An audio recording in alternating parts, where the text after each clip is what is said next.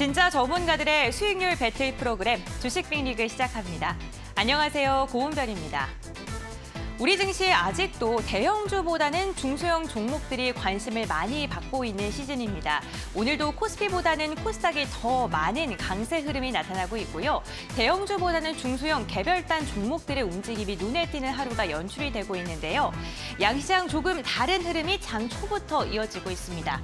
유가증권 시장 오늘 개장 직후에 2,400선이 이탈하는 모습까지 연출됐었는데 현재 구간에는 낙폭을 조금은 만회했습니다. 2,407포인트 선에서 움직임을 가져가고 있는데요. 지금 코스피 200 같은 경우에도 0.7%가량이 밀리고 있는 모습입니다. 반면 코스닥 같은 경우에 1%가 넘는 강세 움직임이 포착되고 있습니다. 오늘 820포인트 다시금 매물대 돌파 시도를 하고 있는데요. 거래 대금 역시나 코스피보다는 코스닥이 현저하게 많이 들어오는 모습이 연출되고 있습니다. 이 시각 수급 상황 함께 확인해 보겠습니다.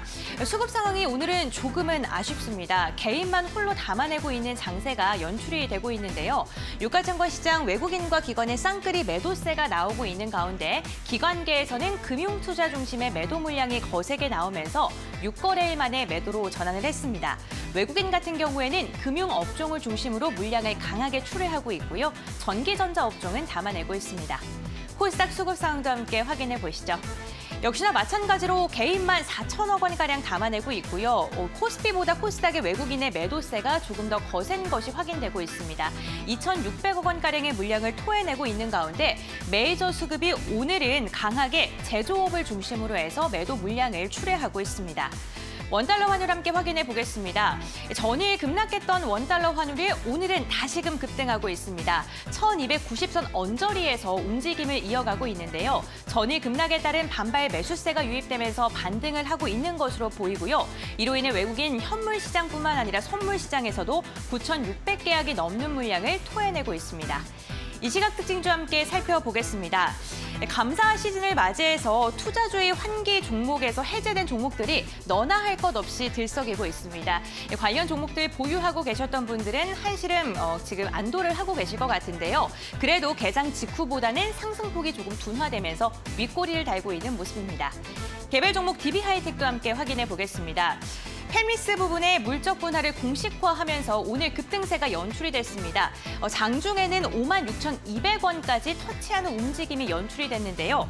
신설하는 자회사는 OLED 디스플레이를 조금 더 집중적으로 개발하겠다고 밝혔는데 오늘 OLED 관련주들의 흐름도 괜찮습니다. 이와 함께 반도체 관련주들 순환매 돌고 있죠. 반도체 장비주들 오늘 뜨거운 모습이 연출되고 있습니다. 간밤 미국 증시에서 필라델피아 반도체 지수가 급등한 게 영향을 미치고 있는데요. KH스법, 미국의 반도체 지원법, 그리고 이재용 삼성전자 회장이 중국을 방문한다라는 그러한 호재들이 연이어 작용을 하면서 지금 강세 움직임이 나타나고 있습니다. 저스템 같은 경우에는 지금 가격 제한폭까지 올라선 모습입니다. 수급 쏠림 현상이 지속적으로 제기가 되면서 이슈 체크가 보다 더 꼼꼼하게 해야 될 시기는 맞는 것 같습니다. 오늘도 주식 빅리그를 통해서 1시간 동안 시장에서 주목해 볼 만한 이야기 그리고 관심 있게 보면 좋을 종목들 이야기 나눠보도록 하겠습니다. 오늘도 두 분의 전문가가 함께합니다. 오늘 주식 와이프 그리고 이영재 전문가 나오셨습니다. 안녕하세요. 네, 안녕하세요. 네, 반갑습니다. 오늘도 시장에서 주목을 해볼 만한 좋을 이슈들을 다뤄보는 리그 핫이슈 시간부터 이어가 볼 텐데요. 첫 번째 이슈부터 만나보시죠. 두산 바켓이 바켓 브랜드로 북미 물류 장비 시장을 정조준하면서 포트폴리오 확장에 나섭니다. 두산 바켓은 미국 물류 전시회 프로매트에 참여하고 바켓 브랜드를 선보였는데요. 전시장에 자리한 9개 제품 중 5개는 바켓 지게차로 바켓 브랜드가 건설이나 농업용 장비가 아닌 물류 장비 전시회에 등장한 것은 이번이 처음입니다. 브랜드 투트랙 전략 과연 성공할까요? 관련 이야기 나눠보겠습니다. 네, 두산 밥켓이 브랜드의 포트폴리오를 재정비해서 두산과 밥켓으로 세계 시장 공략에 나선다라는 소식이 들려오고 있습니다. 과연 이 전략이 성공적으로 이뤄질 수 있을지 좀 궁금한데 이에 대해 이영재 전문가님께서 좀 어떻게 생각하시는지 이영재 전문가님의 의견부터 들어보겠습니다. 자, 투트랙 전략이라고 하니까 어떤 투트랙인지 모르시는 분들도 분명히 계실 겁니다. 일단은 우리가 이제 두산 바켓이라고 이야기를 하지 않습니까? 그럼 우리가 두산도 있고 네. 바켓도 있습니다. 그래서 지금 투트랙 전략이라는 게 두산과 바켓을 두 브랜드를 나눠가지고 글로벌 공략을 하겠다라고 하는 게 투트랙 전략이라고 생각을 해주시면 되겠습니다. 기존에 이제 북미나 유럽 이런 시장에서는 바켓 브랜드가 훨씬 더 두산보다 인지도가 있기 때문에 바켓 브랜드로 나간다라는 뉴스고요.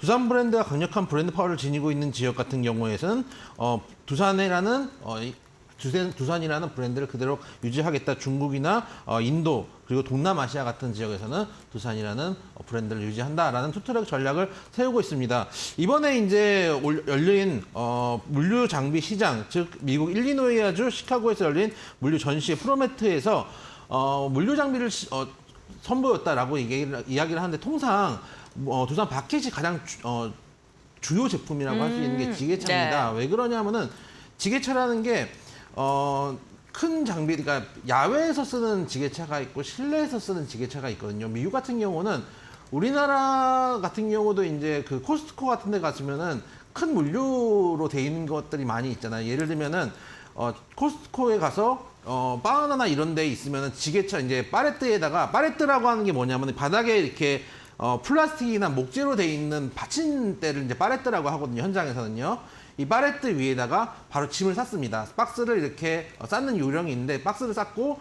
그거를 그대로 지게차로 뜹니다. 뜬 다음에 홀센터나 이런 데 대형 마트 같은 경우에는 그 지게차에서 뜬 파레트를 그대로 갖다 놓고 거기서 물건을 가져가는 경우들이 많이 있습니다. 특히 아까 말씀드렸던 대형 마트 같은 데 갔을 때 이마트나 이제 롯데마트 같은 경우는 다 디스플레이를 하고 있는데 미국에 있는 대형 마트 같은 경우는 그 파레트를 그대로 놓고 거기서 바로 물건을 가져가는 경우들이 많이 있고 그런 이제 호울마트들에 사용되는 지게차들, 소형 지게차들이 많이 들어가는 경우들도 있고 또 공장이나 물류창고 같은 데 가면은 직접 물류창고에서는 전부 다 이제 앵글로 쭉 이제 디스플레이 진열대가 쌓여져 있습니다. 거기서 이제 재고 관리 같은 것들을 하고 있는데 역시 마찬가지 파레트에 올려져 있는 짐들을 1층이나 2층 또 3단까지도 올리는 경우들이 있습니다. 그거를 이번에 두산 바켓 진출해서 북미를 공략한다라는 뉴스가 전해졌고 관련된 종목들도 우리가 주의 있게 봐야 되겠다는 말씀을 드려보도록 하고 지게차뿐만 아니라 저는 계속 말씀드렸다시피 국내 당장에 투자할 수 있는 여건이 좋은 섹터들이 많지는 않습니다. 2차전지도 이제 어느 정도 올라왔고 반도체 같은 경우는 지난번에 말씀드렸다시피 소재보다는 장비 쪽이 괜찮다라는 말씀을 드렸습니다. 소재 같은 경우는 일본의 수출이 만약에 규제가 풀릴 경우에 일본과 경쟁을 해야 되기 때문에 소재는 좀 부담스럽고 오히려 장비사 같은 경우는 상대적으로 수혜를 이룰 수 있는 가능성이 있다라고 말씀을 드렸고 오늘 뭐 장비주들이 너무 많이 올라가고 있는데 그 외에 섹터를 찾아본다면은 반도체 산단도 지금 조성한다는 이야기들이 나오고 있고 거기다가 아까 어제도 말씀드렸던 가덕도 신공항이라든지 지금 우크라이나 쪽이라든지 터키 쪽이라든지 해외 이제 그 다시 한번 재건 사업들도 많이 예정돼 있기 때문에 그런 측면들을 봤을 때 관련된 섹터 그 물류 장비들을 하고 있는 섹터들 오늘 관심 있게 보셨으면 좋겠다라는 말씀을 드려보도록 하겠습니다. 네, 뭐 국내에서도 산단들이 연이어 지어질 예정이고 뭐 해외에서도 그러한 소식이 들려오고 있기 때문에 지금이라도 건설기획 관련주, 인프라 관련주들을 눈여겨보면 좋겠다라고 이야기를 해주시고 계신데요. 주가는 사실 그만큼은 좀 반응을 해주진 않고 있는 것 같습니다. 주식와이프님께서는 좀 어떻게 바라보시는지 이야기 추가로 더 들어보겠습니다. 네, 사실 이 두산 바켓 같은 경우에는 두산의 자회사들 중에서도 캐시카우 역할을 하는 그런 기업이라고 볼 수가 있겠고요. 특히나 미국의 소형 건설 장비 분야에서도 두산 바켓은 1위 자리를 굳건하게 유지하고 있고요. 최근에도 완전 전동식 장비를 비롯해서 자율주행 기술이 적용된 잔디깎기 제품을 내놓는 등 이런 건설 장비 부문에서 글로벌 최고 기업으로서 계속해서 입지를 다져 나가고 있는 모습이라고 볼 수 있겠습니다. 근데 사실 이 두산 바켓이 건설 이제 중장비 그런 기계를 만드는 기업이다 보니까 사실 부동산 수혜주 쪽으로도 보셔야 되거든요. 그래서 인프라는 역시나 이제 부동산 경기 살아나는지 흐름을 좀 보시면서 가셔야 될 것 같은데 이번 연도에는 일단은 금리가 동결로 이제 이후에 최종적으로 막바지가 돼서 동결로 가게 되고 내년부터 이제 금리 인하에 대한 이제 기대감이 들어오게 된다면은 부동산 경기도 이제 슬슬 살아날 가능성이 높거든요. 이미 1.3 부동산 대책도 진행이 지금 되고 있는 만큼 부동산 경기에 따라서 이런 두산 바켓의 주가 역시도 오름세를 좀 점쳐볼 수 있을 것 같다라는 생각이 들고 제 관점에서도 두산 바켓은 지금 관점에서도 굉장히 좀 매력도가 높은 이제 기업이라고 보고 있거든요. 그래서 중장기적으로 좀 흐름을 본다면은 충분히 지금 시점에서도 종목을 모아갈 수 있을 만한 종목이라고 볼 수 있고 저는 적어도 내년까지 이제 흐름을 본다라는 관점으로 들고 가신다면은 아쉽지 않은 수익률 챙겨갈 수 있을 만한 그런 이제 종목군이라고 보고 있습니다. 네, 좀 중장기적으로 내년까지 흐름을 지켜보면은 괜찮을 것 같다라고 긍정적인 전망해 주셨습니다.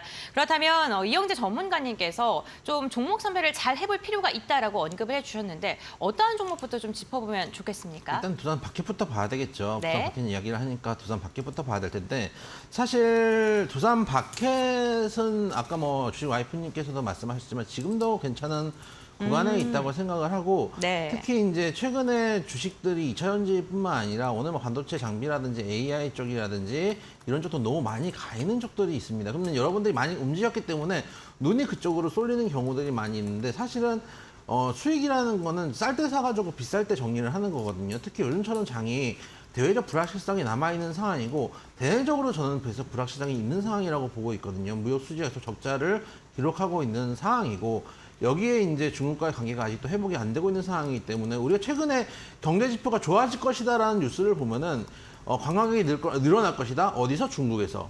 또 수출이 늘어날 것이다. 어디서? 중국에서. 얘기를 하는데 사실 중국과의 관계가 그렇게 아직까지는 호전되고 있지 않기 때문에 중국발 제로 코로나 이후에 수혜를 우리는 점치고 있지만 관계 개선이 아직 미흡한 부분 때문에 생각보다 선별할 수 있는 종목 섹터가 많지 않다고 생각이 됩니다. 그중에서 건설기계 쪽은 그래도 저 PBR 관점에서도 저평가되어 있는 구간에 있다라는 측면에서 봐볼만 하고 두산바켓 한번 화면 한번 보시면은 현재 두산바켓 같은 경우는 2020년에 영업이익부터 3,930억이었다가 올해 말까지 1조가 넘는 영업이익을 기록하고 있습니다. 전년 동기 대비해서 80%나 영업이익이 상승해 있습니다. 그만큼 영업이익은 화끈하게 상승을 했고 PBR은 아직 1도 안 되는 0.8대에 불과한데 주가는 한번 장기평대를 올라왔다가 지난번에 블록딜 한번 맞고 급락을 했다가 다시 한번 장기평대를 회복하는 흐름이거든요. 여기서 매물을 한번 이미 돌파했기 때문에 현재 구간에서도 모아갈 수 있는 종목이라고 생각이 되고 여기서 38,000원대 구간대에서 다시 한번 장기평대 지지가 된다면은 이 구간에서는 한번 매물대를 뚫은 만큼 추가적인 상승 충분히 가능하다라는 측면에서 두산바켓 관심 있게 보자라고 말씀을 드리고 싶습니다. 특히 두산바켓 같은 경우는 아까 말씀드렸던 건설이나 지게차뿐만 아니라 미국 같은 경우는 우리가 이제 그 크리스마스 때 나홀로 집에 있는데 보잖아요. 나홀로 집에 있는데 보면은 다 그 주택들이 있고 가정용 이제 정원들이 있지 않습니까? 그런 정원용 장비들도 만들고 있기 때문에 미국의 정원용 장비들 수요가 늘어나고 있는데 따라서 충분히 추가적인 수혜가 가능하다라는 것들을 생각했을 때 두산바켓도 지금 구간 나쁘지 않다라는 말씀 드려보도록 하겠습니다. 그리고 최근에 단기적으로 많이 올라왔던 종목 중에 하나입니다. 현대두산인프라코어도 말씀을 드려보도록 하겠습니다. 과거 이제 두산인프라코어였다가 건설 분야가 이제 현대 쪽에 인수가 되면 현대두산인프라코어로 바뀌어 있는 종목입니다. 이 종목 같은 경우도 사실 재건 이슈를 받고 단기적으로 급등을 했던 종목이기도 합니다. 화면 한번 보시면은 4,000원대에 있던 종목이 8,000원대까지 올라갔던 좋은 기억이 있습니다. 개인적으로 저도 이 종목은 4,000원대, 5,000원대 손을 댔다가 좋은 수익을 냈던 종목이기도 하기 때문에 긍정적인 기억을 갖고 있는 종목이기도 한데 올라왔다가 바로 무너지지 않고 한 7,000원대에서는 지지가 나와주고 있는 종목입니다. 만약에 이 7,000원대에서 지지가 나와주고 있는 상황에서 바닥을 다져준 이후에 한 번 더 추가 상승도 할 수 있는 종목이다. 아까 말씀드렸다시피 국내 그리고 해외에도 대규모 단지들 재건 사업들이 예정되어 있고 산업단지들이 예정되어 있고 가덕도 신공항도 예정되어 있기 때문에 그런 측면에서 인프라주 관련된 종목 보자라는 측면에서는 현대두산 인프라코어도 빼놓을 수 없다라는 말씀을 드려보도록 하겠습니다. 물론 국내 주택시장 경기가 안 좋다라는 이야기들도 많이 있지만 국내 시장 경기가 안 좋지만 국내 내수 시장을 살리기 위해서는 건설 경기를 일으켜야 되거든요. 근데 건설 경기라는 게 주택만으로 이루어지는 게 아닙니다. 인프라 투자들이 활발하게 이루어지고 있는 이상 두산 인프라코어도 관심 있게 보자라는 말씀. 다만 7,000원대 이 자리가 무너지지 않는 선이 중요하다라는 말씀도 드려보도록 하겠습니다. 그다음에 마지막으로 조그만 종목 한번 가져와 봤습니다. 데모라는 종목입니다. 이 종목 같은 경우는 굴삭기 어태치먼트인 유압 브레이커라든지 퀵 커틀러 같은 것들을 만들고 있는 회사입니다. 그 포크레인이라고 우리가 말씀을 하는 굴삭기라고 이야기를 하는 걸 보면은 여러분들이 이제 이 바가지라고 하는 것만 알고 계실 거예요. 바가지만 있는 게 아니고 이 포크레인이 팔이 암이 있거든요. 암이 기본적으로 이 포크레인 운전사가 있는 요 박스가 있잖아요. 박스카가 있으면은 박스카하고 암이 하나 연결돼 있고 그 밑에 이렇게 암이 하나 또 연결돼 있잖아요. 이 끝에 뭐가 달려 있냐면은 아까 말씀드렸던 퀵 커플러라는 게 달려 있습니다. 이 퀵 커플러가 이 바가지 같은 거를 기본적으로 탑재하고 있는 경우들이 많은데 바가지를 내려놓고 그 다음에 가위라든지 아니면은 뭐 유압 브레이크라든지 이런 것들을 달아가지고 다시 다른 작업들을 할 수가 있습니다. 유압 브레이크 같은 경우는 달아가지고 땅을 뚫거나 이런 이제 작업들을 하고 있는 동그랗게 땅을 뚫는 그런 작업들을 하고 있는 장비들인데 그 장비들을 연결할 수 있는 퀵 커플러 그리고 유압 브레이커 등을 생산하고 있는 회사다라고 생각을 해주시면 되겠습니다. 데모 같은 경우는 과거에 우크라이나 재건 사업 관련주로 엮이면서 대형 시세를 내준 바 있고 현재도 대형 시세가 지금 나 있는 상태에서 바닥을 다지고 있는 구간에 있습니다. 화면 보시면은 우크라이나 전쟁 이후 재건 이슈가 있으면서 정말 급등했던 대장주 중에 대장주였습니다. 조정 주고요. 그다음에 2파 나왔고요.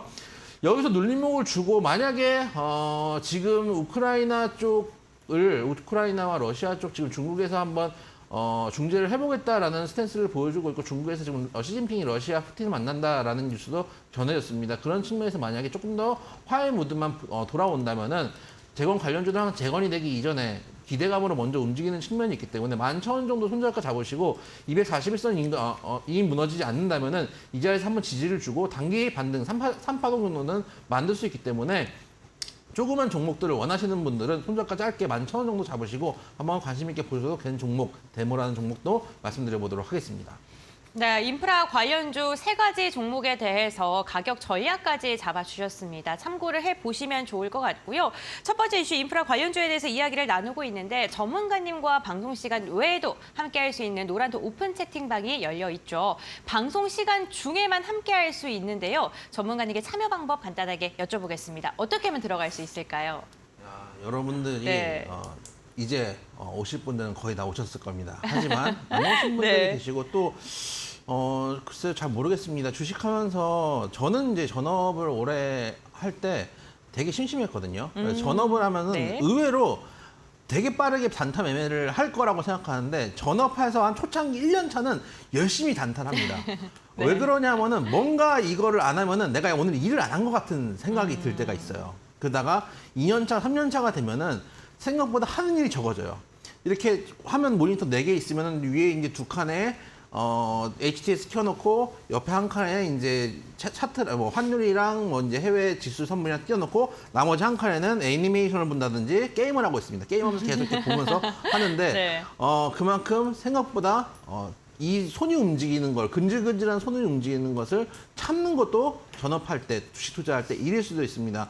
이유 없는 매매를 하셔서는 안 된다는 말씀을 드리고 그 매매를 할 수 있는 이유 여러분들께 설명을 드리고 있으니까 밑에 있는 QR코드 핸드폰 카메라로 찍고 들어오시거나 어렵다 하시는 분은 문자 샵 3772번으로 고수라고 문자 보내주시면은 제가 들어올 수 있는 링크 보내드리고 있습니다. 항상 말씀드리지만 방송 중에만 방을 열어놓으니까 꼭 방송 중에 찍고 들어오셨으면 좋겠다는 말씀도 드리도록 하겠습니다.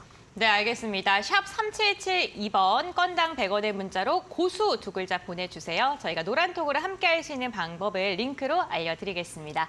네, 이렇게 첫 번째 이슈는 마무리하도록 하고요. 이어서 두 번째 이슈 확인해 보겠습니다. 미스터블루가 일본 아마존 웹툰 서비스 아마존 플립툰의 웹툰을 독점 공급합니다.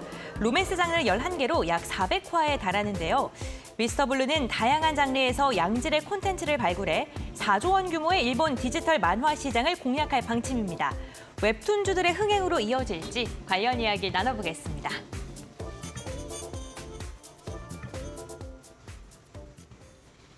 네, 미스터블루가 일본 웹툰 시장에도 독점적으로 공급한다라는 소식이 들려왔습니다. 일본과 미국 전 세계에서 사랑을 받고 있는 웹툰 시장, 과연 관련주들의 호재로 이어질 수 있을까요? 주식 와이프님의 의견부터 들어볼까요?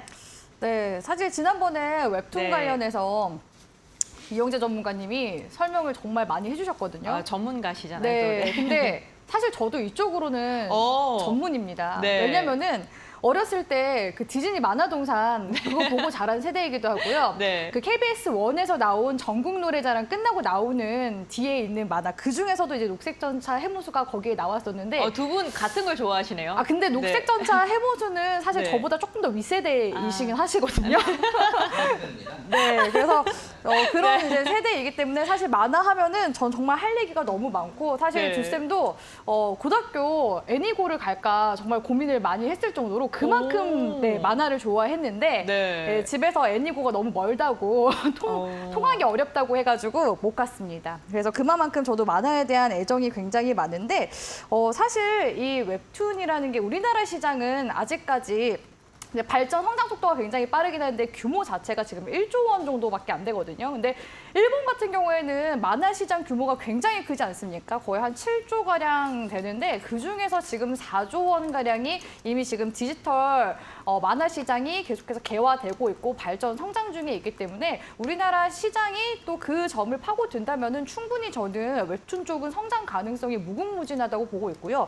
사실 이 웹툰을 또 이제 주목하는 이유가 있는데 일단은 너무나 간편하죠. 예, 집에서 자기 전에 한 편 보고서 뚝딱 잘 수도 있고요. 또 웹툰 쪽은 계속해서 유료화도 가능한 게 미리 보기 시스템이 있습니다. 그래서 네이버 네. 웹툰 같은 경우에는 이제 쿠키 굽기 시스템이 있거든요. 그래서 미리 보기 이제 5편. 네. 주쌤은 거의 많이 구워보셨나봐요. 네. 항상 자기 전에 네. 미리 보고 자거든요.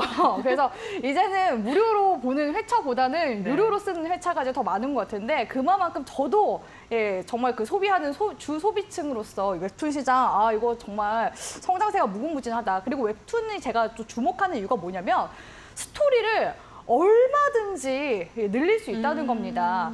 대표적으로 일본의 이제 만화 같은 경우에는 포켓몬스터 지금도 장기 연재하고 있죠. 짱구 아직까지도 초등학교 입학 안 했습니다. 그리고 명탐정 코난 역시도 역시나 신이치가 안 됐고요. 네. 그나마 제가 올해 봤었던 만화 중에서 완결이 나서 근데 시즌 2가 지금 진행 중인 또 만화가 있거든요. 나루토라고. 이제 나루토가 이제 아들을 낳아서 보루토까지. 그러니까 이렇게 만화 쪽에 얼마든지 이 지적 재산권을 확장을 시킬 수 있다는 겁니다. 국내 이제 대표적인 웹툰 중에서는 시즌 1, 2, 3 지금 흥행해서 성공했었던 만화가 있는데 신과 함께라는 만화가 있었죠. 신과 함께는 이제 저승편, 이승편, 그리고 이제 신화편까지 해서 세 종류가 지금 시즌 3까지 다 나와서 영화까지도 1000만 관객을 이끌어냈습니다. 그러니까 사실 이제 만화 시장만 봤을 때는 전체적인 이제 일본 또 우리나라 미국 시장까지 다 합해서 한 15조, 14조에서 15조 가량 되는데 사실 이거를 이제 웹툰 쪽으로만 보면 안 되고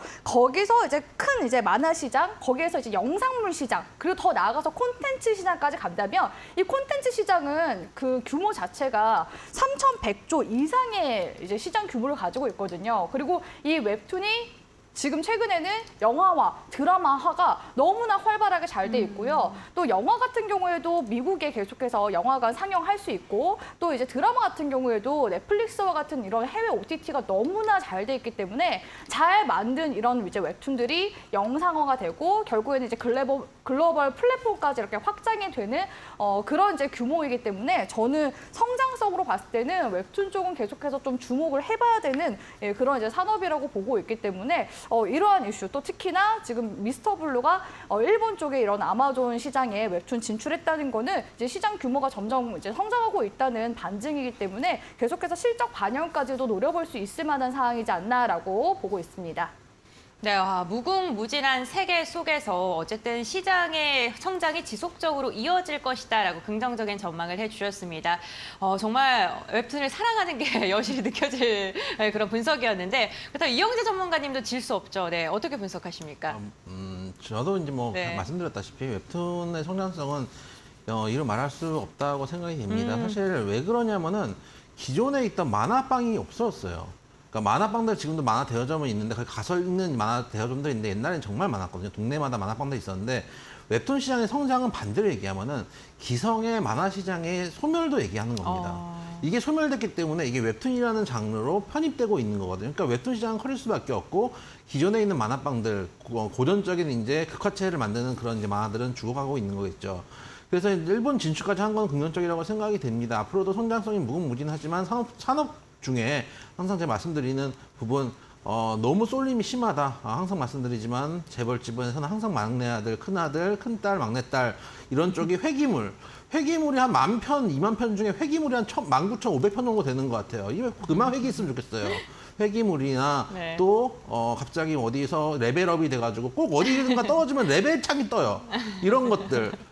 우리나라 만화가 다양성이 없어지거든요. 예를 들어서 일본 만화 같은 경우는 이 편집자들이 다양성을 만들기 위해서 소년 챔프나 이런 주간자들이 되게 많은 개입을 하거든요. 그래서 옛날에 원피스가 유행할 때는 다들 아침에 첫 페이지가 배고프다로 시작하는 그 페이지를 가지고 오면 무조건 다 돌려보냈다는 이야기가 있거든요. 근데 우리나라 같은 경우는 지금 다양화가 안 돼 있고 유행에 따라 가지고 너무 편중이 심하기 때문에 이러다가 확 죽는 수도 있다라는 개인적인 우려감도 있습니다. 저 같은 경우도 새로운 신작들을 볼 때마다 또 회귀하면은 피로감이 몰려와요. 접고 조금 받다가 또 회귀하면 또 접고 이런 경우들이 많이 있거든요. 그래서 기존에 있는 웹툰 작가들의 각성도 좀 필요하다고 생각이 되고, 둘째는 특히 미스터 블루 같은 경우는 야설록이나 황성 또 하승남 이런 분들 과거에 극화체를 만들던 이제 무협 무협 만화를 많이 그리시는 분들인데, 최근에 이현세 씨 같은 경우는 새로 작품들을 웹툰 창에 연재할 때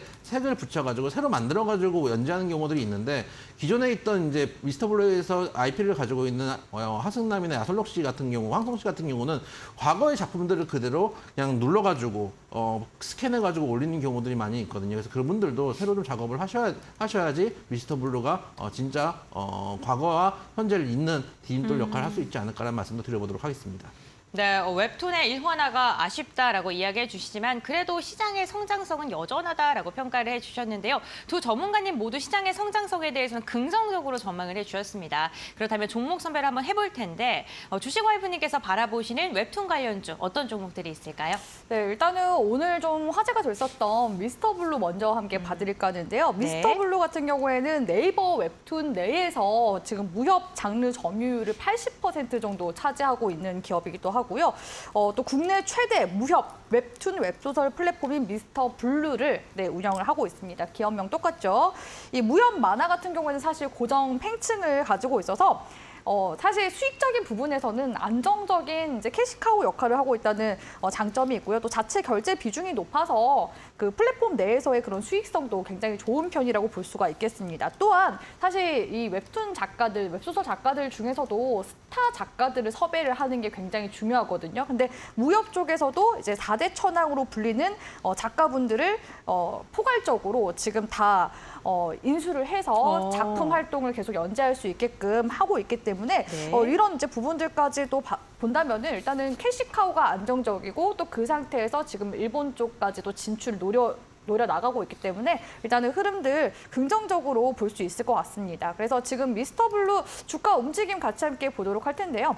미스터 블루가 이제 11월, 12월, 1월 달까지 해서 주가 상승률 굉장히 이제 높게 나왔었는데, 최근에 뭐 만화진흥법 이제 개정안 같은 경우에도 나오지 않았습니까? 근데 그때까지만 해도 움직임이 그렇게 크지 않았다가 오늘 구간에서 이렇게 상승세에 나와주는 거 보니까 다시금 이제 추세 전환의 이제 가능성은 좀 있는 구간이라고 보여지거든요. 사실 이제 주 월봉상으로 봤을 때도 지금 월봉상 N자 파동으로 한번 지금 눌림 이후에 반등 구간 지금 앞두고 있는 기술적인 구간에 있기도 합니다. 그래서 지금 현재 월봉상에서는 십자 캔들, 도지 캔들로 지금 현재 형성 중이기 때문에 추가 하락보다는 여기서 이제 추세적인 다시 한 번 더 재차 반등 구간에 한번 노려보셔도 괜찮을 것 같다라고 보여지거든요. 그래서 미스터 블루 같은 경우에는 사실 지금 구간에서는 2,600원 선대만 뭐 크게 깨지 않는다면은 다시금 이제 추세 전환 가능성 높으니까 저는 중장기적으로 봤을 때도 4,300원 이상은 당연히 좀 봐야 되는 그런 산업군의 종목이지 않나라고 이제 보고 있습니다. 그래서 미스터 블루 이제 첫 번째 종목으로 봐드렸고요. 두 번째 종목은 좀 더 이제 빠르게 말씀을 드리자면은 키다리 스튜디오. 저는 이제 키다리 스튜디오에서 이제 운영하고 있는 만화 플랫폼 중 하나인 레진 코믹스 같은 경우에도 틈틈이 제가 주말에 한 번에 몰아서 보곤 하거든요. 그만큼 좀 재밌게 제가 또 보고 있는 그런 이제 플랫폼을 소유하고 있는 기업이라는 점. 그래서 이 기업 같은 경우에는 사실 이제 니치 장르라고 해서 좀 이제 특이한 장르물들이 굉장히 이제 좀 많이 있는데, 그런 이제 장르물은 또 역시나 무협 장르처럼 특정 이런 고객층들이 있기 때문에 역시나 캐시카우 단단하다고 이제 보시면 되겠습니다. 그래서 보니까 웹툰 플랫폼이 지금 다양하거든요. 봄툰부터 시작해서 레진 코믹스, 델리툰 이런 곳들 지금 운영하고 있고요. 장르 같은 경우에도 특성상 트래픽 대비해서 결제율이 굉장히 높다고 합니다. 그동안 이제 주요 성장 전략이 키다리 스튜디오 같은 경우에는 M&A를 좀 공격적으로 이런 콘텐츠 쪽을 진행을 했었는데요. 2016년도 바로 북을 이제 시작으로 해서 2017년도에 봄툰 인수하고요. 2019년도 키다리 ENT 웹툰 제작 스튜디오가 프랑스 웹툰 플랫폼 델리툰 등 이제 레진 코믹스까지 차례대로 인수해 왔고 또 최대 주주 같은 경우에는 다우데이터라고 보시면 되겠습니다. 그래서 이러한 공격적인 M&A를 통해서 지금 계속 외형 확장 중인 기업이라고 이제 보시는 게 좋을 것 같고요. 지금 재무적인 부분들도 한번 살펴보면은 외형 확장이 아무래도 이제 급격하게 성장하다 보니까 매출액이 이제 과거 2020년도까지만 하더라도 400억대였었는데 이번 연도 2023년도 예상 컨센서스를 보면은 2천억까지 이제 증가가 될 예정이고요. 영업이익 역시도 거의 한 3배 정도 가까이 지금 성장세를 보여주고 있습니다. 그래서 지금 키다리 스튜디오 같은 경우에는 이런 매출액적인 부분들이 실적이 일단은 뒷받침한다는 그런 장점이 있는 기업이라고 볼 수가 있겠고요. 기술적인 구간들도 같이 함께 보도록 할 텐데 기술적인 이제 구간으로 봤을 때는 키다리 스튜디오가 거래량이 지난 하반기부터 틈틈이 툭툭 들어와주고 있습니다. 근데 지금 구간에서 박스권 형성 중인데 기존 구간에서 봤을 때는 지금 쌍바닥 한번 형성하고 저항 구간 지금 다시 이제 반대로 봤을 때 쌍봉 형성하고서 눌림 나왔거든요. 근데 저점을 높여 나가고 있는 모습으로 봤을 때 다시 한번 더 상방으로 추세 전환 움직임 긍정적으로 보셔도 괜찮다라고 말씀을 드리고 싶고 지금 미스터 블루가 약간 조금 떠 있는 상태라서 불안정하다 하신다면은 키다리 스튜디오를 공략해 보시는 것도 저는 나쁘지 않다고 생각을 하거든요. 키다리 스튜디오 같은 경우에는 7,300원대에 지금 전저점 이제 저항 구간 명확히 지금 있는 구간이기 때문에 단기적인 리스크 관리가 이제 용이한 그런 이제 구간에 있다라고 보시면 되겠습니다. 그래서 키다리 스튜디오는 어차피 상방으로 다시 한 번 더 박스권 상단 구간 올라오더라도 10,000원대 구간까지 주가 상승 다시 나올 수 있거든요. 그래서 키다리 스튜디오도 주목해 보시면 좋을 것 같다라고 말씀을 드리고 싶고 마지막 종목 같은 경우에는 핑거스토리 함께 봐드리고 싶은데요. 핑거스토리는 상장한 지 얼마 안 된 웹툰 서비스 플랫폼 이제 기업이기도 하죠. 근데 핑거스토리 역시도 매년 매출 실적 성장세를 보이고 있는 그런 기업이라고 볼 수가 있겠고요. 사실 설립한 지는 얼마 안 됐습니다. 2018년도에 설립한 플랫폼 업체고요. 무협 액션 장르인 이제 온라인 웹툰 플랫폼 무툰 운영하고 있고 또 거기다가 로맨스 웹툰 서비스 플랫폼인 큐툰을 통해서 지금 계속해서 서비스를 제공해 나가고 있다라고 보시면 되겠습니다. 그래서 최근에 상장했기 때문에 그만큼 지금 시장에서 지금 웹툰 쪽 관련된 이슈들 들어올 때 딱 타이밍에 맞게 저는 상장을 했다고 사실 보고 있고요. 핑거스토리 같은 경우는 일단 실적 성장세가 아직까지 비약적으로 크게 성장하진 않지만 그래도 매년 꾸준하게 실적 성장세가 나오고 있다는 점에서는 일단은 미래 장기적인 전망으로 봤을 때는 이런 산업의 성장과 궤를 함께 한다면은 충분히 또 좋은 주가 움직이 미리 선반영이 되면서 나올 가능성이 높다고 보고 있습니다. 지금 핑거스토리 기술적인 움직임 한번 보도록 할 텐데요. 지난 1월달 구간 이후로 지금 낙폭 구간 2개월 정도 이상 나와주고 있는데 보시다시피 지금 낙폭 과대 구간, 지금 낙폭 구간에서 추세 전환하려고 하는 지금 움직임 바로 아래 구간이 있습니다. 그래서 거래량이 일단 다시 한 번 더 붙어주는지 좀 보면서 접근하시는 게 조금 더 안정적이긴 하거든요, 매매 시. 그래서 지금 구간에서는 일단은 관심 정도는 가져보시는 거 이제 유효하다라고 보여지고요. 단기적인 관점에서는 일단은 6,700~800원 구간대만 크게 깨지 않는다면은 현 구간에서 단기 반등 나올 시 9,000원 구간대까지도 시세가 또 나올 수 있는 종목이라고 보고 있습니다. 오히려 저는 9,000원 이제 이상의 구간을 좀 노리면서 가봐야 되는 그런 종목이지 않나라고 보고 있기 때문에 이상 지금 미스터 블루부터 키다리 스튜디오, 핑거스토리 이 세 종목분들은 여전히 좀 만화를 좋아하시는 분들이시라면은 정말 좀 애정 어린 시선으로 관련 산업 성장분 잘 보셨으면 좋겠다라고 말씀드리도록 하겠습니다. 네, 알겠습니다. 새 종목에 대해 가격 전략 잡아주셨습니다. 산업이 성장하는 만큼 주가 역시나 반영되면서 이와 함께 상승할 가능성이 있다라고 이야기를 해주셨습니다. 저희 주식와이프님과 함께 두 번째 이슈에 대해서 이야기를 나눠봤는데 주식와이프님과도 방송 시간 외에 함께할 수 있는 방법, 참여 방법 한번 들어보겠습니다. 노란톡 입장 방법 좀 알려주시죠. 네, 확실히 이 노란톡 입장 방법 우리 앵커님도 몇 번씩 설명을 도와주시는 것 같고 네. 전문가님께서도 계속 말씀을 드리시는 것 같은데 네. 그럼에도 불구하고 어려워하시는 분들이 있으신 것 같더라고요. 맞아요. 왜냐면 저도 방송하면서 우리 시청자분들께 톡방에 이러이러한 뭐 장점들이 있습니다라고 말씀을 드려도 들어오는 방법을 몰라서 못 들어오시는 분들 여전히 많으시거든요. 제가 어제 방송에서 다시 한 번 더 이거 들어오는 방법을 설명해 드렸더니 그 순간에 우리 시청자분들이 톡방에 많이 넘어오시더라고요. 네. 제가 다시 한 번 더 설명 도와드리도록 하겠습니다. 자, 우리 시청자분들 요즘에 최신 폰이면은 그냥 이렇게 핸드폰 여셔서 카메라 버튼 누르시고요. 이게 카메라로 그 화면 갖다 대시면은 QR코드 링크가 바로 뜹니다. 그렇게 넘어오실 수 있는 방법이 하나가 있고요. 두 번째, 그마저도 어렵다 하시면은 문자는 이제 보내실 수 있잖아요. 문자 보내실 때 위에 번호란에다가 샵 3772번 입력하시고 아래에 주와라고 더 입력하시면 주쌤 톡방에 들어오실 수 있는 링크 보내드리고 있거든요. 주쌤 톡방에 들어오시면 제가 매일 아침 시황과 함께 뉴스픽 이런 것들도 올려드리고 있고요. 특히나 지금 최근에 트렌디한 그런 섹터들 정리 자료본도 계속해서 올려드리고 있습니다. 100% 무료로 운영하는 주쌤 방인만큼 많은 활용 부탁드린다고 말씀드리고 싶고요. 마감 시황도 제가 함께 도와드리고 있으니까 장중 우리 시청자분들이 외롭지 않게 주쌤과 계속해서 톡방에서 함께 하셨으면 좋겠습니다. 네, 주식와이프님과 함께할 수 있는 방법 알려드렸습니다. 샵 3772번 건당 100원의 문자를 통해서 주와 두 글자 보내주시면 관련 링크 저희가 답장으로 보내드리니까요. 함께해 보시면 좋을 것 같습니다. 오늘도 두 분의 전문가님과 다양한 종목 이야기 나눠드리고 있습니다. 투자 판단의 참고 자료이고요. 투자에 대한 선택은 시청자에게 있다는 점 당부의 말씀 전해드리겠습니다. 그렇다면 지금 정리한 이슈 두 가지 다시 한번 정리해드리고요. 본격적인 수익률 게임으로 돌아오겠습니다.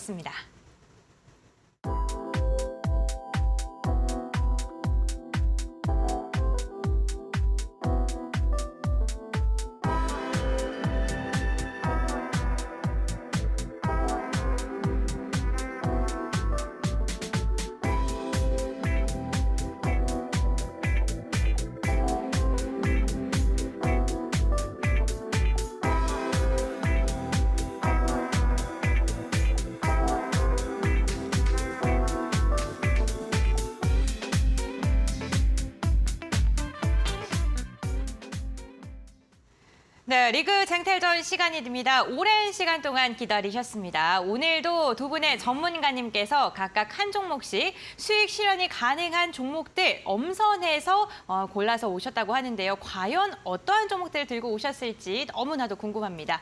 이영재 전문가님한테 종목부터 한번 들어볼 텐데 전문가님 오늘 어떤 종목 들고 오셨을까요? 오늘 모베이스 전자라는 종목을 들고 왔습니다. 네. 이 종목은 제가 한 2, 3주 전인가도 한번 말씀을 드렸던 걸로 잘 기억을 나는데 말씀드렸던 이후에 한번 시세를 주고 나서 지금 눌림목을 주는 자리라서 한 번 더 말씀을 좀 드려볼까 싶어서 가지고 나와봤습니다. 이 회사 같은 경우는 자동차용 전자부품과 전자부품을 만들고 있는 회사입니다. 대표적인 제품으로 IBU라는 제품이 있는데 인터그레이티드 바디 컨트롤 유니트라는 이제 시스템이라고 보시면 됩니다. 전자 장비라고 이렇게 조그만 장비라고 보시면 되는데 기존에 이제 BCM, 기존 바디 제어 모듈, 그리고 스마트키, 주차 보조, 그리고 타이어 공기압 경보 장비, TPMS 이런 분들 잘 아실 테고 이모빌라이저 같은 전기 제어 장비 5개를 하나로 합쳐 있는 장비다라고 생각을 해주시면 되겠습니다. 그런 장비들도 만들고 있고요. 여러분들 요즘 다 스마트키 쓰시고 계시죠? 제가 요즘 이제 블랙박스 나오는 그 프로그램을 좀 보고 있는데. 스마트 키를 저도 요즘 보면서 생각한 게 스마트 키를 쓰니까 저도 차를 잘 안 잠그는 습관이 있더라고요. 그래서 차를 꼭 잠그시지 않으면은 큰일이 난다는 거제 보면서 한번 여러분들 스마트 키 갖고 있다고 방심하지 말자는 말씀을 드리면서 네. 스마트 키 시스템 그리고 카 락세트 같은 스위치류도 생산하고 있습니다. 거기에 더해서 자동차의 편의 시설인 전자 충전 장비라든지 또 컵 같은 거 좀 고급 자동차 보면은 컵을 직접 냉온을 해주는 그런 장비들이 소소한 액세서리들이 같이 달려있는 경우들이 있는데 그런 장비들도 만들고 있는 회사다라고 말씀을 드려보도록 하겠습니다. 일단 실적부터 말씀을 좀 드려보겠습니다. 지난번에 한번 설명을 드렸지만 화면을 보시면은 2020년에 적자였던 회사였습니다. 적자까지 기록을 했었지만은 2021년에 155억까지 영업이익이 올라오고 있고요. 올해도 3분기까지 전년 동기 대비해서 252% 정도 영업이익이 올라오고 있는 꾸준한 영업이익이 상승하고 있는 종목인데 항상 말씀드리죠. 주가에 반영되어 있느냐가 중요한데 전혀 주가에 반영되어 있지 않습니다. 지난번 말씀드린 이후로 한번 시세를 주고 나서 눌림목을 한번 주고 있는 상황인데 눌림목을 주는 구간이 다시 한번 양봉이 나와주고 있는 상황이고 61선에서 지지가 나와주고 있는 종목이기 때문에 현재 구간에서 이 종목 접근해 보신다면 충분히 수익을 낼 수 있는 종목이다라는 말씀 다시 한번 반등을 줄 수 있다라는 말씀을 드려보도록 하겠습니다. 목표가는 지난번과 비슷할 거라고 생각이 되는데 현재 1,534원인데 제가 이걸 대보는 숫자까지만 해도 1,400 얼마였거든요. 근데 장이 조금 후반에 올라오면서 1,500원이 살짝 넘어갔는데 지금도 나쁘지 않다라고 생각이 되고 매수가는 1,500원 정도면은 충분히 가능하다라고 말씀을 드리고 싶고 목표가는 제일 위에 있는 매물대가 2,000원에서 1,900원대에 매물대가 좀 두껍습니다. 그래서 그 전에 미리 정리하다는 측면에서 1,800원 정도 목표가를 말씀을 드려보도록 하고요. 손절가는 밑에 있는 하방이 깨지면 안 되겠죠. 조금 제일 비근한 하방이 1,400원대인데 조금 여유를 둬서 1,300원대까지 손절가를 잡고 대응하신다면 충분히 수익을 줄 수 있는 종목이다라는 측면에서 모베이스 전자 말씀드려보도록 하겠습니다.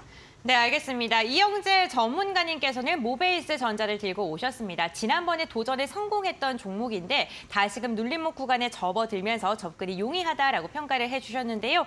목표가 1,800원 그리고 손절가 1,300원으로 가격 밴드 제시해드렸으니까요. 참고해보시면 좋을 것 같습니다. 다음으로는 이에 대응하는 주식 와이프님의 종목도 들어보겠습니다. 어떤 종목이실까요? 네, 저는 오늘 반도체 기업들이 움직임이 나와서 이제 드디어 업황이 시작되려고 하나라고 봤기 네. 때문에 시스템 반도체 설계 전문 기업인 자람테크놀로지를 제가 출전 종목으로 한번 가지고 왔는데요. 사실 지금 제가 잡아놓은 목표가 부근까지 또 올라온 상황이라서 굉장히 당황스럽긴 한데 그럼에도 불구하고 사실 지금 매수 메리트가 있어서 저는 여전히 굳건하게 매수 관점은 좀 유지를 해보도록 하겠습니다. 최근에 반도체 이슈 굉장히 좀 많이 나오고 있죠. 미국 쪽에서도 이제 가드레일이 나왔습니다. 그래서 그만큼 지금 미국 쪽에서 2021년도 바이든 행정부 쪽에서 출범 직후부터 뭐 우리나라 삼성전자부터 시작해서 인텔, 엔비디아 등 반도체 업체들 불러 모아서 관련된 이야기들을 나누기도 했었고 처음에는 사실 이제 공급망 때문에 이런 이제 기업들 다 불러서 얘기하고 그랬었는데 결국에는 이 미국의 마음이 단순히 뭐 공급망을 원활하게 하겠다라는 그런 목적은 아니었었죠. 2022년도에 미국 쪽에서 반도체 지원법을 이제 의회에서 통과를 시켰고 미국에 투자하는 반도체 기업들에게 최대 520억, 또 우리나라 돈으로 68조 원을 주겠다라고 얘기를 했습니다. 하지만 공짜는 없죠.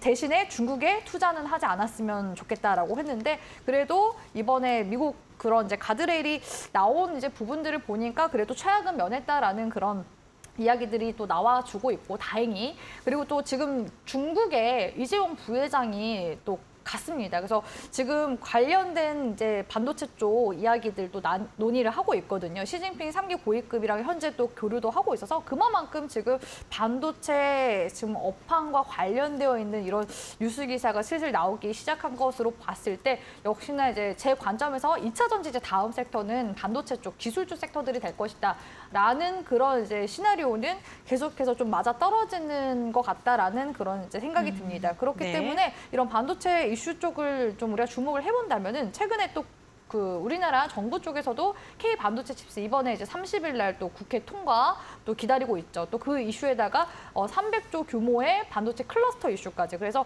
이런 반도체 업종은 계속해서 좀 주목을 해보시는 게 좋겠고 자람 테크놀로지 같은 경우에는 원래 IPO를 계속 이제 도전하다가 3수 만에 지금 성공을 한 상황이거든요. 근데 사실 이 기업 같은 경우에는 통신 이제 반도체를 만드는 기업이기도 하고 사실상 원래는 이제 팹리스라고 보기는 어렵지만 이게 3수를 하지 않았으니까 IPO 이제 준비를 하다 보니까 그래서 이쪽을 조금 더 이제 부각을 해서 증시에 상장을 시켰는데 딱 그래도 지금 시점상 시스템 반도체 쪽에 계속 투자가 들어오고 있는 시점이기 때문에 자람 테크놀로지의 이런 상장 전략이 이번에는 나쁘지 않았다라고 보여지고 그만큼 지금 좀 시장에서 오늘도 좀 부각이 되고 있는 모습이거든요. 사실 제가 오늘 구간에서 미래반도체를 가지고 올까, 자람 테크놀로지를 가지고 올까, 아침에 장 초반에 굉장히 이제 고민이 많았다가 자람 테크놀로지가 38,000원대 구간이어서 전고점 구간 때 뚫어주는 거 한번 보면은 괜찮겠다 싶어가지고 제가 원래 1차 목표 구간은 44,000원을 이제 기점으로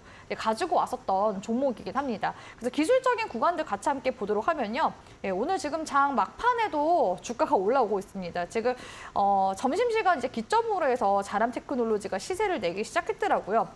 하지만 1차적인 목표 구간 44,000원은 저는 이제 변함없다고 보고요. 지금 44,000원 구간이 3월 달에 상장했을 때 유성형 캔들로 지금 빠진 구간이거든요. 그러니까 지금 유성형 캔들로 빠진 시가 구간을 제가 지금 기점으로 잡은 겁니다. 그래서 지금 구간에서도 사실 저는 매수가 가능하다고 보고 1차적인 그냥 목표 구간이었기 때문에 사실 저는 2차 목표 구간까지도 생각하고서 목표 구간을 잡았던 거거든요. 그래서 지금 구간에서도 사실 뭐 들어가셔도 괜찮고 상한가를 가게 된다면은 이게 상따가 될 것 같아가지고 예, 아무튼 좀 그런 부분에서는 조심스럽긴 한데 여전히 메리트는 있다고 생각합니다. 그래서 오늘 들어가는 게 부담스럽다 하신다면은 눌림목에서 다시 공략하셔도 괜찮은 종목이라고 보고 있거든요. 그래서 원래는 제가 손절가를 34,000원, 그러니까 오늘 구간에 시가 구간대 이제 기점으로 잡아드리려고 했었는데 일단은 주가가 올라가고 있으니까 상승 이후에 눌림목 이제 지지 구간이 될 가능성이 이제 38,500원에서 39,000원 사이가 될 가능성이 높거든요. 그래서 39,000원 구간대만 또 다시 이탈하지 않는다면은 N자 파동으로도 다시금 시세될 가능성이 높기 때문에 손절가는 조금 더 레벨업을 해서 38,000원 구간으로 잡아드리면서 1차 지금 44,000원 목표 구간 지금 거진 달성 부근이라서 2차 목표 구간은 48,000원으로 제가 잡아드리도록 하겠습니다. 네, 알겠습니다. 2차 전지 다음 섹터는 반도체가 될 것이다 라고 이야기하시면서 자람 테크놀로지 오늘 이야기를 해드렸는데 말씀을 나누는 동안에도 주가가 지속적으로 올라가면서 지금 44,000원을 넘어섰습니다. 눌림목 구간에 이용을 해보시면 좋다라고 말씀을 해주셨고 목표가 44,000원 1차적으로 제시해드렸고 손절가 같은 경우에는 38,000원으로 이야기해 주셨으니까요. 무리하게 추격 매수를 하시는 것보다는 가격 전략을 잘 참고해 보시는 게 더 좋을 것 같습니다. 네, 오늘 두 분의 전문가님과 함께 저희 주식 빅리그 이야기 나누고 있습니다. 전문가님들과 함께 할 수 있는 방법 다시 마지막으로 한번 여쭤보고 저희도 마무리할까 하는데요. 이영재 전문가님 노란톡 입장 방법 소개 부탁드릴게요. 네, 여러분들 가지고 있는 카메라, 핸드폰 카메라를 딱 네. 켜시면 됩니다.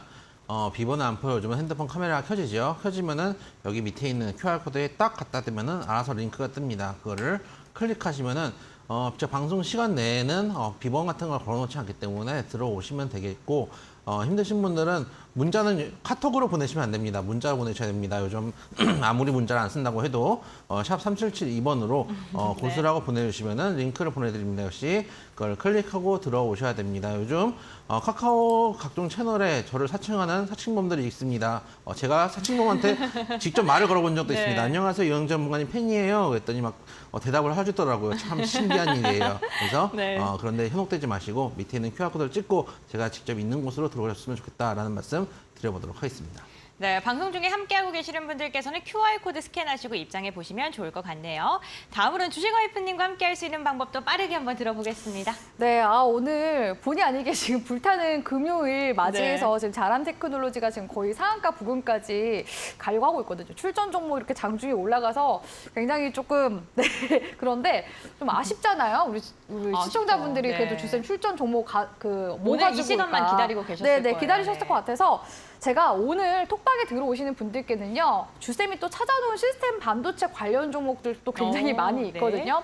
제가 시스템 반도체 관련주 정리한 이만큼 지금 정리한 또 자료본 대기 중에 있으니까 그거를 대신해서 올려드리도록 할 테니까 좀 마음 푸셨으면 좋겠고요. 다음번에는 제가 장중에 이렇게 올라오고 있는 종목보다는 또 천천히 좀 갈 수 있는 그런 종목군들도 많이 공략을 도와드리도록 할 테니까 시스템 반도체 관련주 관심 있으신 분들은 주쌤 톡방에 넘어오세요. 주쌤이 장마감 하고 나서 시스템 반도체 관련주 정리 자료 올려드리도록 하겠습니다.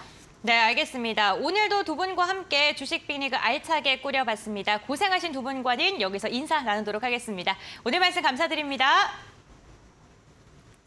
네, 언제나 오후 2시엔 주식 빅리그 오늘도 끝까지 함께해 주셔서 너무나도 감사드립니다. 마감장까지 이데일리 TV와 함께 하시면서 현명한 투자 전략 세워보시길 바랍니다. 시청해 주신 여러분 감사드립니다.